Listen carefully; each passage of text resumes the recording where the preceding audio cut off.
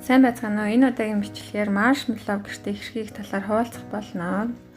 Тэгээд мөн нэрс жимстэй болон хоёр төрлөөр хэрхийг хуваалцах болно. Тэгээд би өөрөө халааж мөн шоколадн дээр жигнэмэгдээр тавьж идэх туртай байгаа. Тэгээд та бүхэн санаа болгон хүргэж байна. За.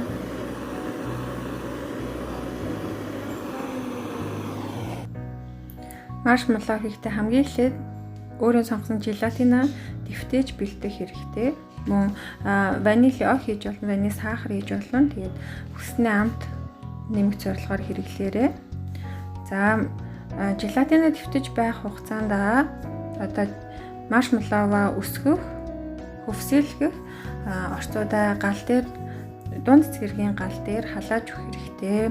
Нийт орцоо сайтар жигээ тутгаж өгөөд тэгээд нийт орцныхаа 3/1 нь хайлтал жигээд хутгаж өгөрөө. Тэгээд байн хутгаж өгөхгүй болохоор ёроол нь борлоод, өнгө нь борлоо, дээрээс нь түлэгдэж магадгүй учраас тэгээд бэлэн болсон шингэн маань гээд гарт хүрэхээр наалтамхаа болсон байдаг шүү. Тэгээд яг энэ халуунаар нь хэрэглэх учраас тэгээ болгоомжтой хэрэглээрээ мөн бариултаас хавнд халаагаараа гэж хүсье. За, дэвтээсэн желатина миксертэж өгнө.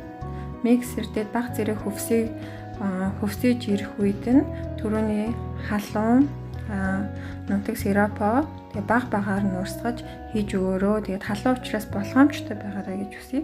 Тэгээ багаар нэмж хийх юм бол нөгөө нэг илүү хөвсийн нэг дорн пүл гэд хийчих юм бол бас хөвсөйхэд муу байдаг шүү. Тэгээд нэлээд удаа миксерддэг та нүдэн баримжаагаараа хараад тэгээд өтгөн цагаан яг энэ урсаж байгаа шиг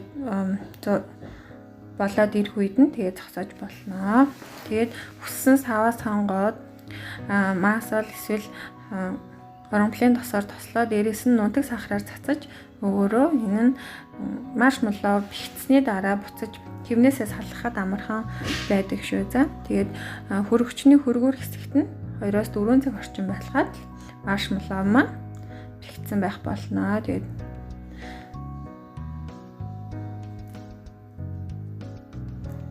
та маршмеллоу хүссэн хэлбэр загвараараа хийж болно.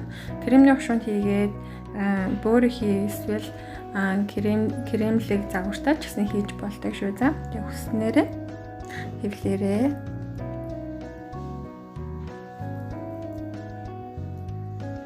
За, хоёр дахь арга буюу нэрстэй маршмеллоу хийн. Энэ нь мөн адилхан желатина дэвтээгээд үлдээх ёстой. Энэ хугацаанд желатина дэвтэж явах хугацаанд нь нэрснийхаа сиропыг бэлтгэцгээе.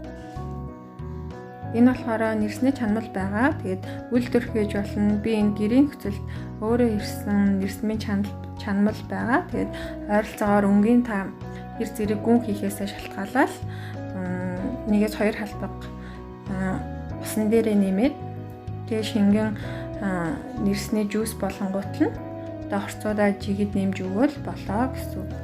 Тэгээд хүссэн жимснийхаа заавал нөгөө нэг ус биш жимсний шүүсүүд ч гэсэн хийж болно шүү. Хүссэн маршмеллоу өнгө өгөхдөө заавал хүнсний будаг ашиглахгүйгээр жимсээр өнгө оруулж болно, кофегоор өнгө оруулж болно, какаогоор өнгө оруулж болно шүү гэсэн санаа өгөх үүднээс ийм хоёр арга оруулсан байгаа.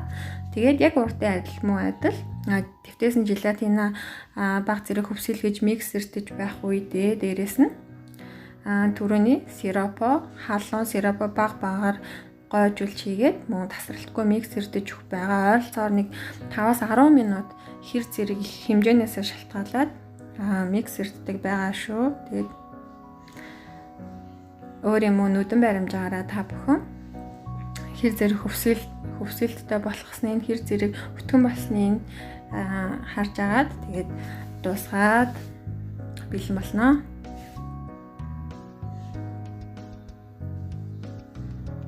Ёроолон салтгүй хийв сонгож байгаа учраас мөн саваа тослоод нутаг сахараар бүрээд тэгээд маршмеллоу хийж өгөөд бэхжүүлсэн байгаа. Тэгээд ёроолон салтаг хийв байх юм бол зүгээр тосолсон ч болно.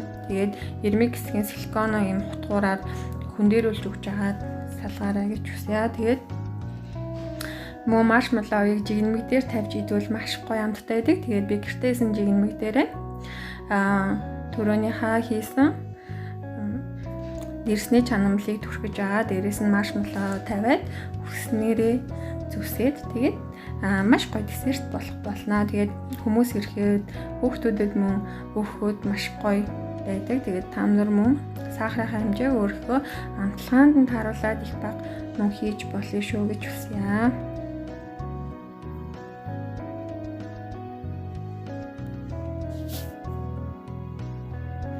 Та бүхэнд маань бичлэг ямар санагдсан талаар коммент хэсэгт хуваалцаарай гэж хүсье. Тэгэх юм бол би дараагийн удаа бичлэгээ илүү сайжруулахад маань туслах болно. Тэгээд ямар бичлэг жор хүсэж байгаа мөн хуваалцаарай гэж хүсье. Тэгээд та бүхэн бичлэг таалагдах юм бол YouTube сувгтаа subscribe барахаа мартаваа. Тэгээд та бүхэн бичлэг жор хамгийн түрүүнд хүрэх болно. Баярлалаа.